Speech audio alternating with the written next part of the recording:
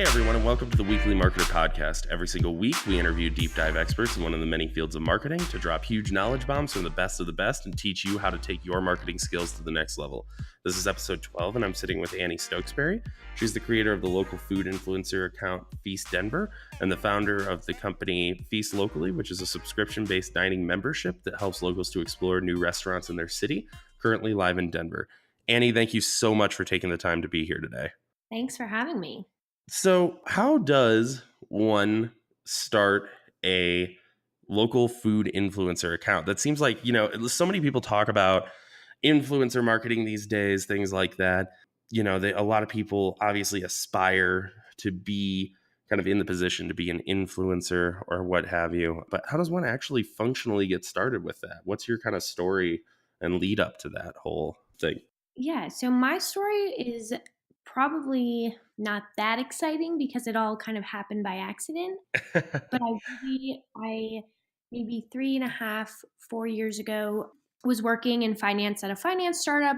Have always been interested in entrepreneurship, but on the side, just as a side hobby, I was one of those people who took pictures of my food at restaurants and posted it. And I thought, hey, why don't I, do this anonymously and so I can kind of do it more often. And so I started, it was actually called a different name at the time, and I ended up changing it along the way. But I really wasn't trying to grow a following. I think I was just on the earlier side of kind of that type of influencer stuff and really focused on quality of photos instead of frequency of posting, which those two methods both work. But I really focused on, putting out really good quality pictures and kind of naturally grew into a following and found that, after kind of the 10,000 follower mark, it kind of snowballs as long as you're keeping up with good content, and then just grew it into kind of what it is today. Right. So by keeping up with good content, I mean, what's the kind of feedback loop there? Like, so are you just looking for stuff that has like high engagement? Are you looking for stuff that like ranks in search? Like, I'd like to dig in on that a little bit more. I think high engagement, something where people are tagging other people saying, oh my God, we need to go try this, or let's add this to the list. I mean, it's really, I think, like, the types of food that you feature, it's something that's really approachable. I mean, if we're getting into kind of the content itself, is like, I don't think that caviar is as appealing as just a giant pizza. Um, I like caviar. so do I, but I think I just don't get it very often. yeah, the way that it translates. I think the more approachable foods and really do the best. Right. No, definitely.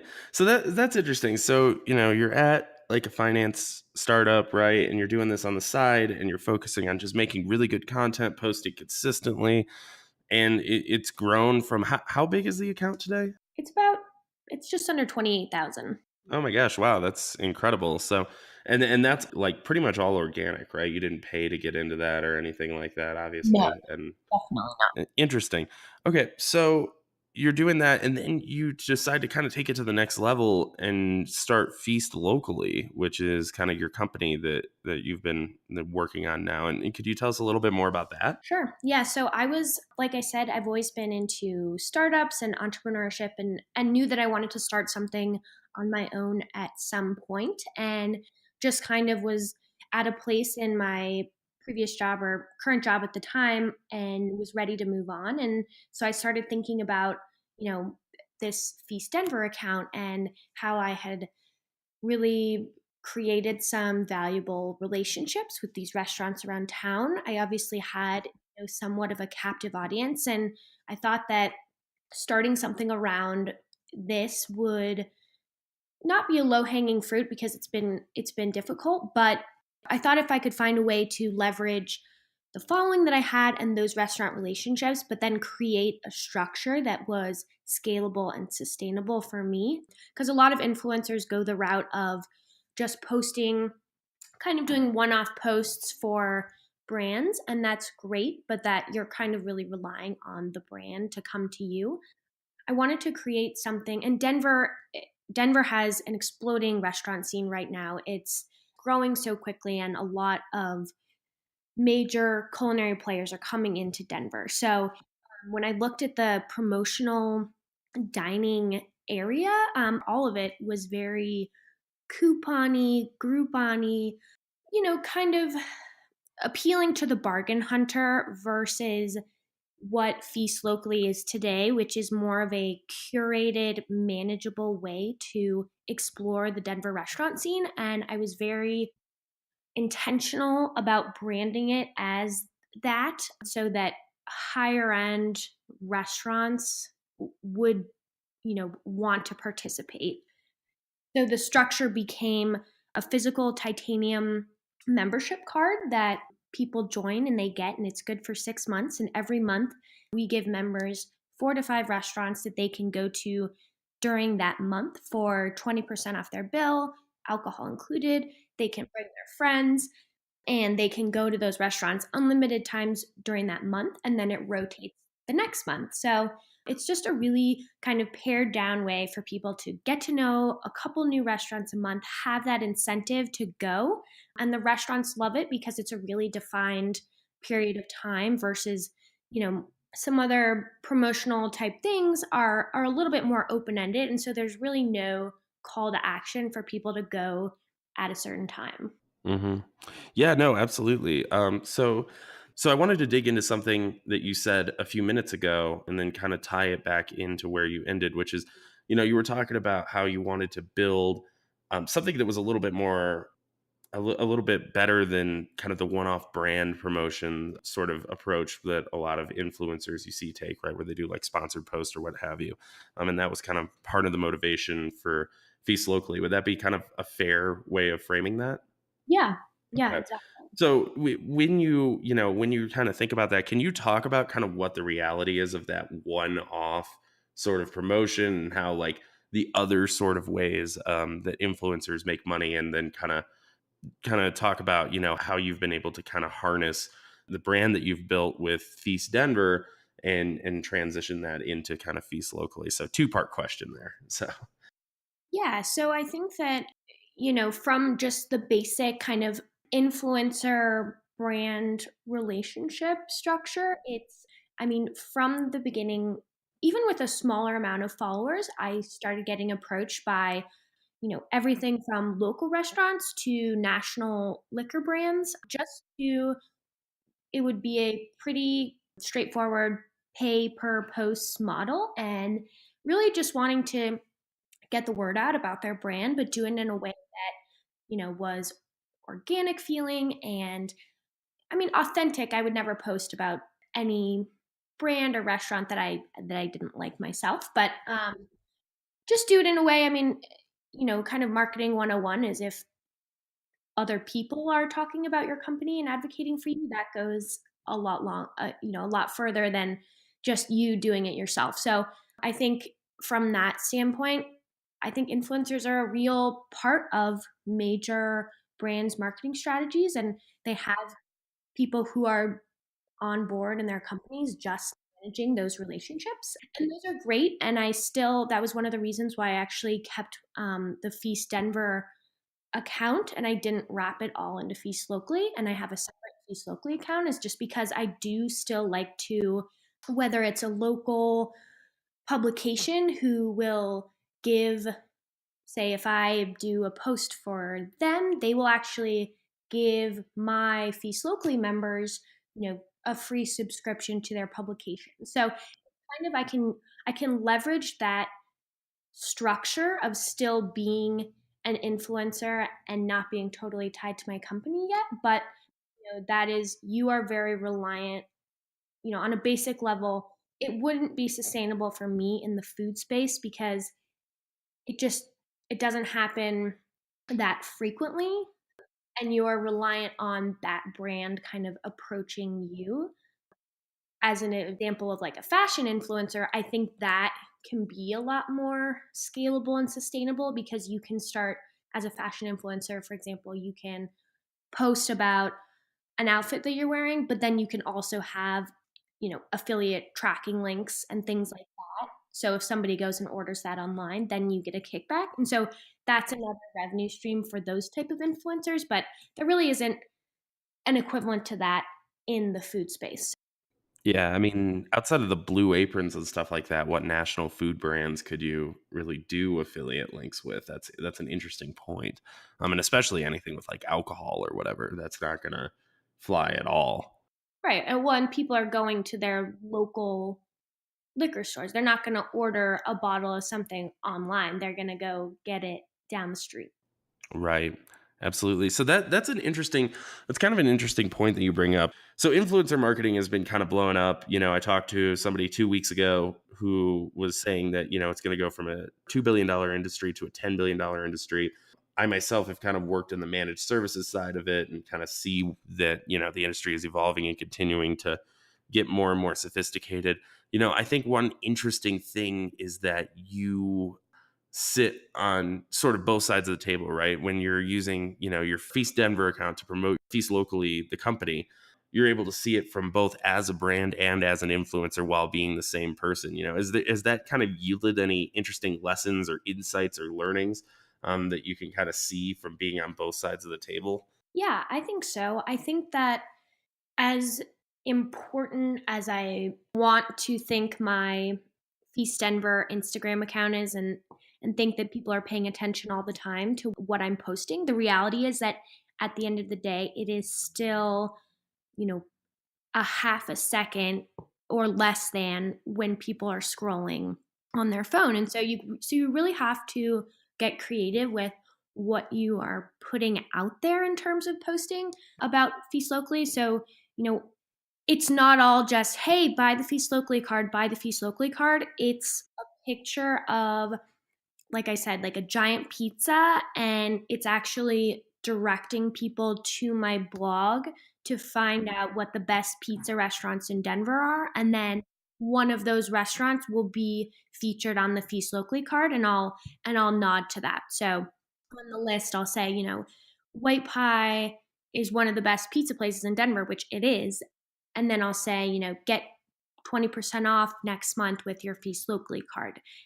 So kind of getting more creative in how I'm promoting Feast Locally, because I really need to get the attention of people without sounding so salesy all the time.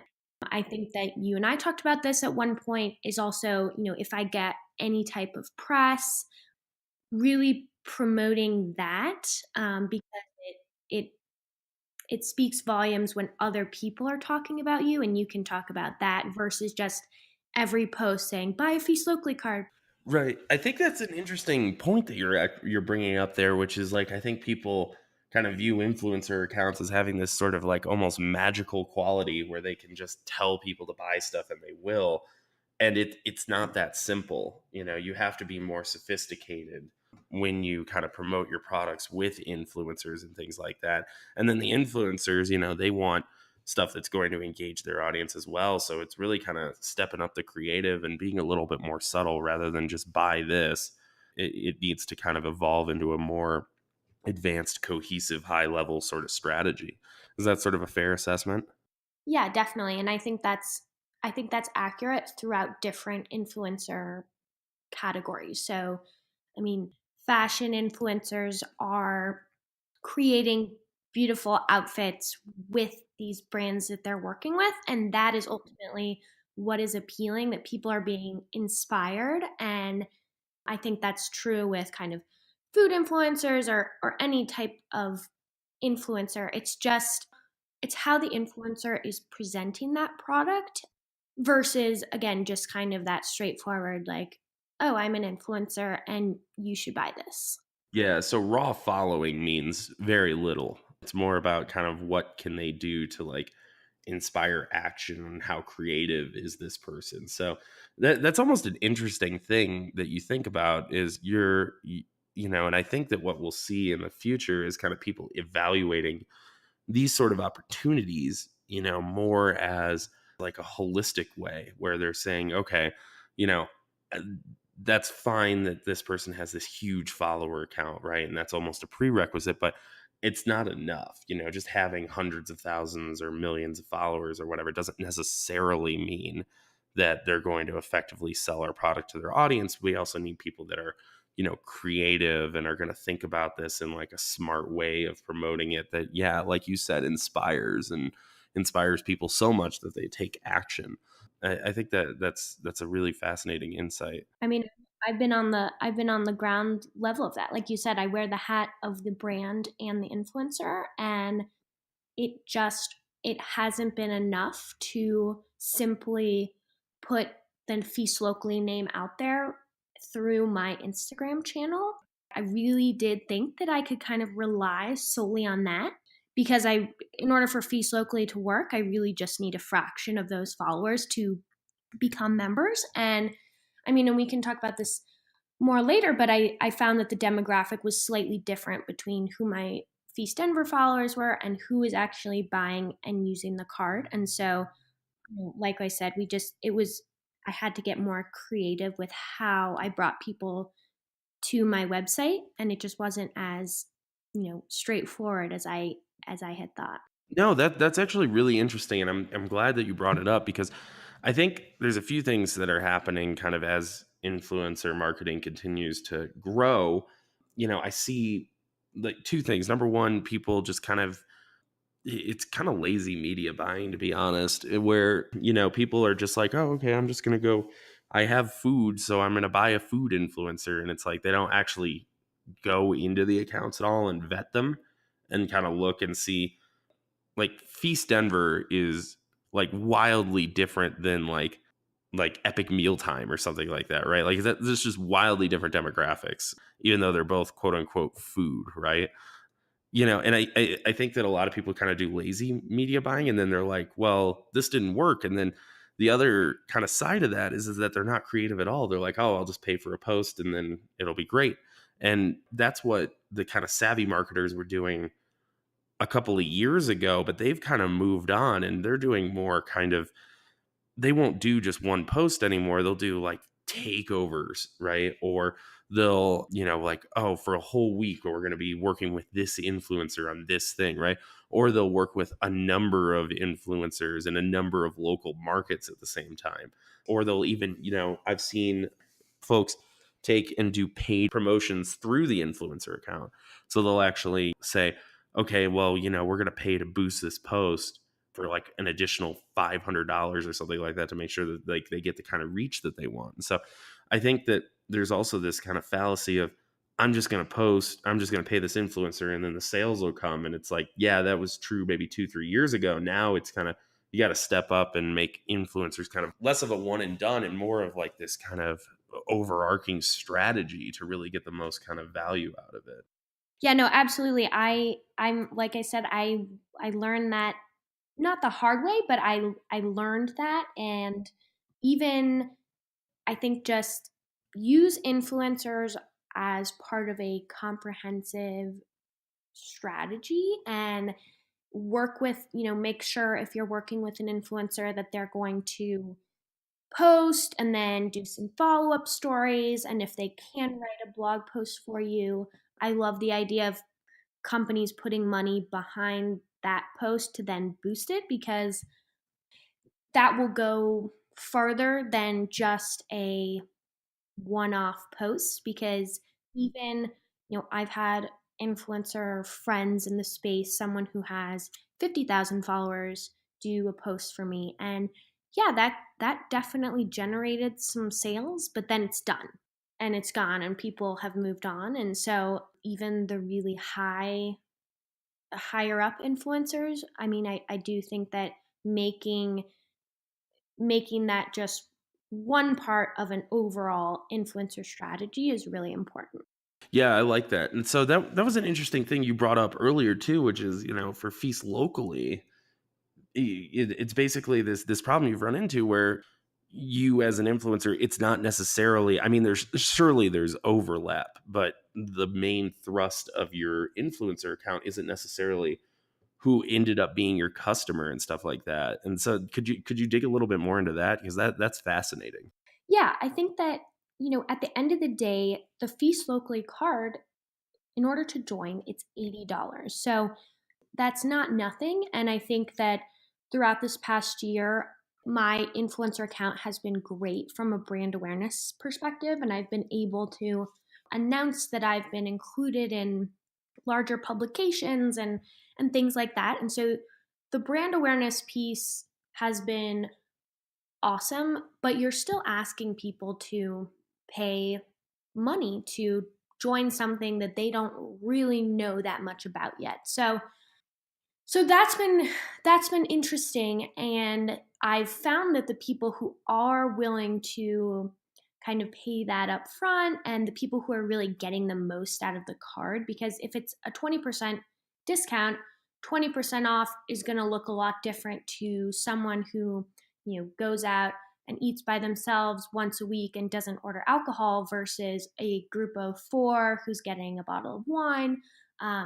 So just kind of, it's been a slightly older demographic, and um, that's not necessarily, there's certainly some overlap between my Instagram and the Feast Locally card holders, but it's not enough for me just to rely on my FeastDenver Instagram for sales. And so it's about getting creative, whether it's, there's a kind of a higher end neighborhood in Denver, Cherry Creek North.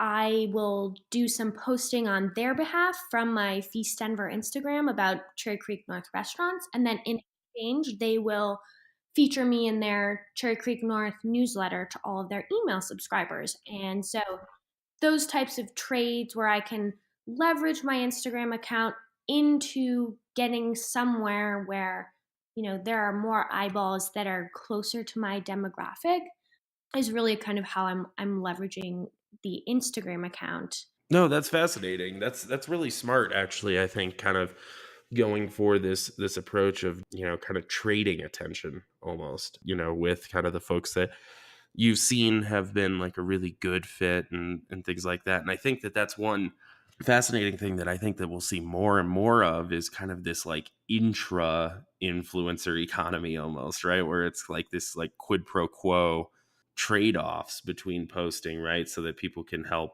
cross promote products that make more sense.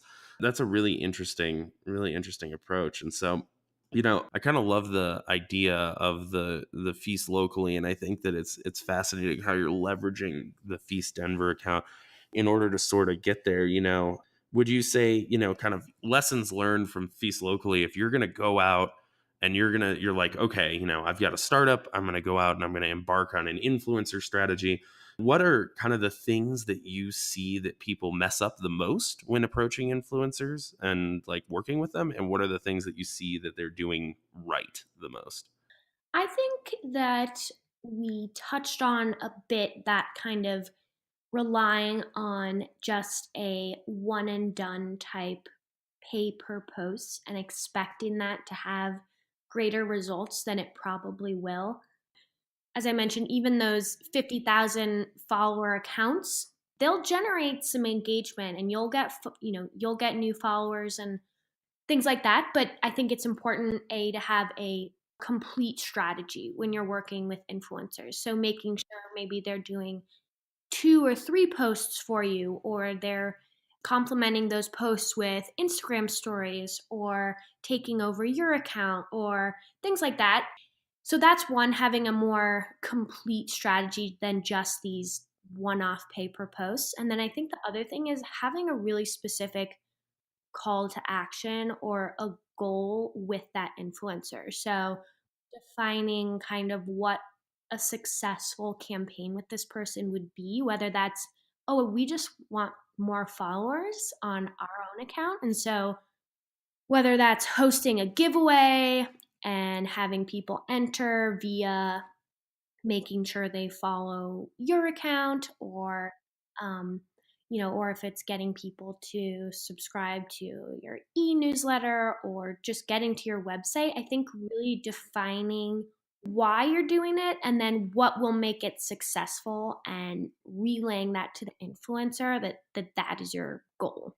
hmm I think that makes a lot of sense. And just taking it kind of just that one step further, it seems like really can kind of unlock a lot of value that you might be leaving on the table. So I think that's fantastic. Kind of alternatively, the other sort of thing is I always try and like have people do kind of specific actionable takeaways, if you will, which is if I was like, Annie, I want to become an influencer like that. I've decided that's the dream. which I think a lot of people probably have similar thoughts. How would you say get started in becoming kind of a local or an influencer in a specific niche or what have you? I would say first and foremost, don't expect overnight results. But I think you hear a lot of things like, "Oh, it's so saturated right now. What's the point?" But I think there's plenty of room for a lot more influencers. It's just about finding your angle, your niche, and then sticking with it, and whether you choose to really focus on the quality of your photos, or if you really want to post a lot and just kind of get great content out there quickly. I think just finding your angle, and then maybe finding similar people in the space, and whether that's someone in your city and asking them to go to coffee and just picking their brain. Because I mean, at least all the influencers that I know, we all have great relationships, and it's not this competitive thing. And I think influencers helping influencers will really kind of get you moving along quickly. Just going back to that basic premise of, if other people are talking about you, that goes a lot further than just you talking about you the whole time. So just kind of starting to create those relationships if you're open to that. Yeah, absolutely. So that makes a lot of sense to me. I think that the big thing too is the don't expect it to happen overnight. And, would you say that, if you were getting started today, would you focus on kind of like a platform that's huge that you have that has continued room to grow and like has an audience already? Or would you like look at something new like TikTok, right? Would you try and get in early or would you try and kind of carve out your own little space in a large existing platform rather than one that's on the rise?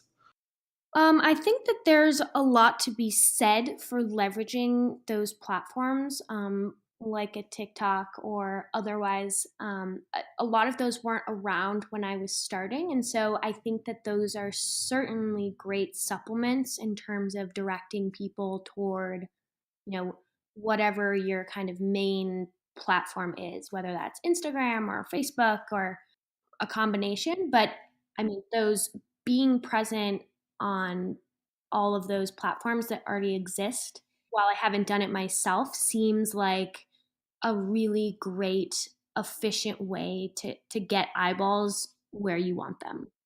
For sure. No, that makes a lot of sense. I think that it's important to kind of pursue a holistic strategy, right? You don't want to be beholden to a single platform. There's horror stories of people that are like, "Oh yeah, I was all in on Instagram and I had millions of followers, and then I got shut down for account violations." And like that's it, ride's over, the end. And so trying to pick up the pieces in that scenario isn't the best. So I think that, yeah, it makes sense a lot to kind of have multiple sort of approaches and funnel things towards a few core properties. So that makes a lot of sense. So I have a number of listener questions here. So, question one, would you recommend, if when I'm looking for influencers, if I should reach out through platform or if I should go manually and reach out? It seems like manual would be a more customized approach and potentially cheaper, but it also seems like a lot more work.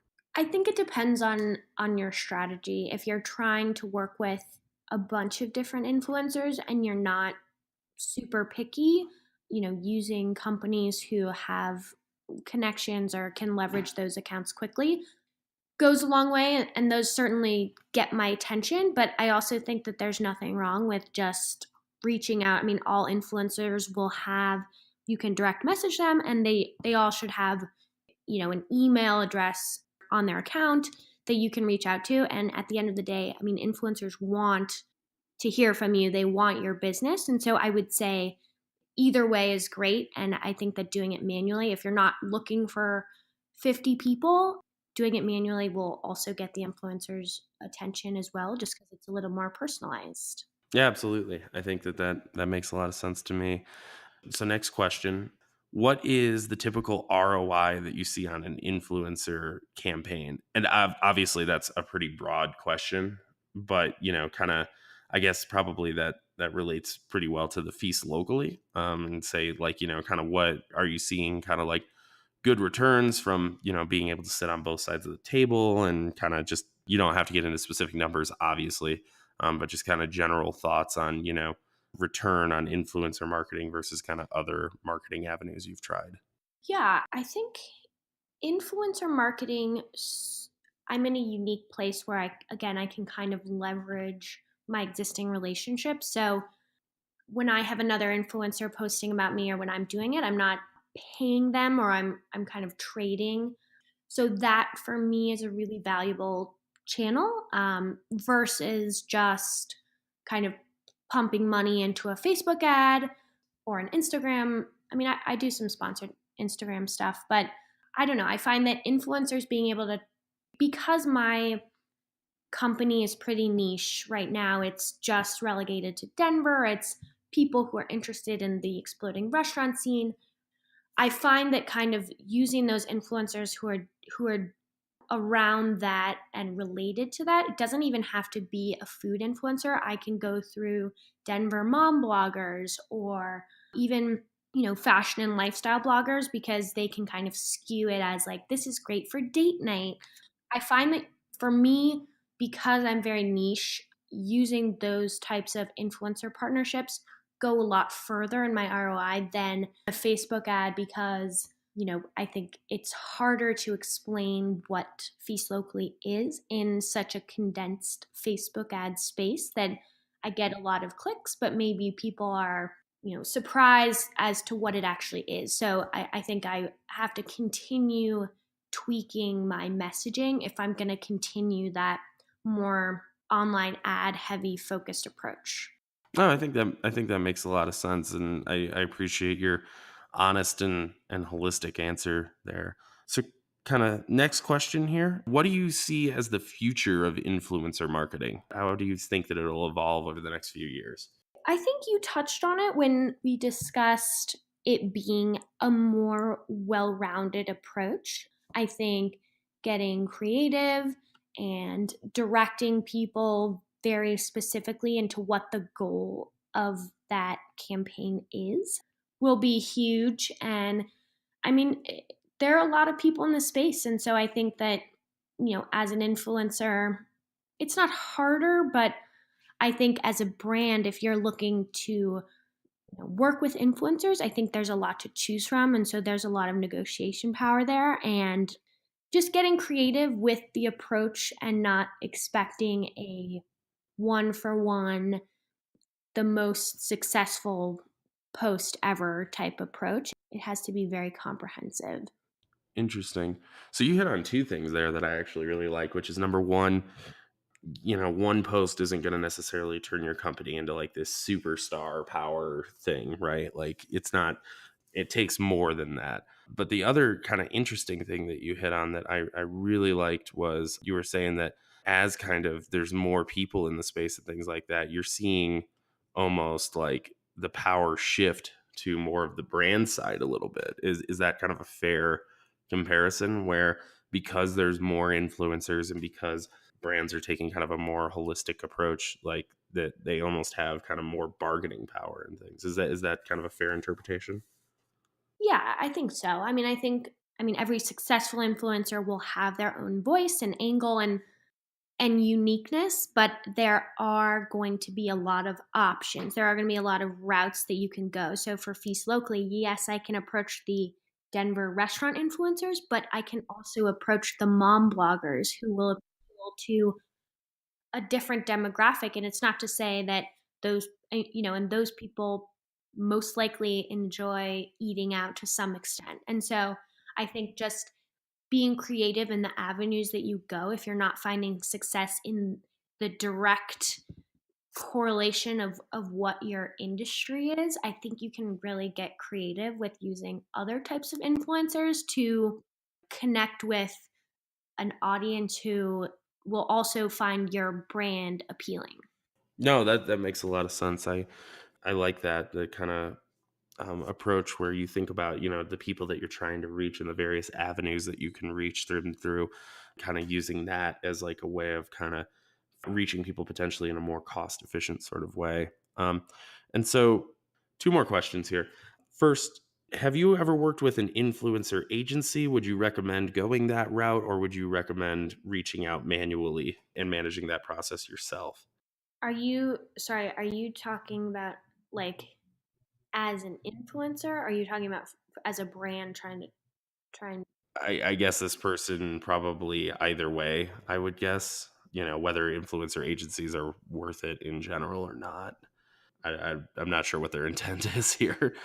I would say influencer agencies are beneficial if, again, if you're trying to do a really, like a nationwide campaign and you have a larger budget and you are not super particular on who you want to be working with. I think that agencies will be great for getting the word out quickly and having people sign on officially, and they'll be able to vet those influencers quickly. But if you want to do more of a targeted campaign, or you have a smaller budget, there's really nothing wrong with reaching out to influencers directly and manually. Like I said, influencers want the business, they want to help, they're looking for that revenue. So it's not to say if you reach out directly that influencers will disregard that you will still be able to reach them.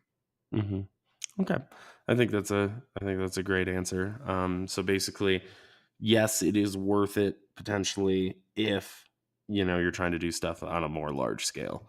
I think that yeah, it can be helpful to kind of have folks to manage that process and such, and kind of make sure that lines of communication stay open and that everything is communicated in a clear and efficient manner.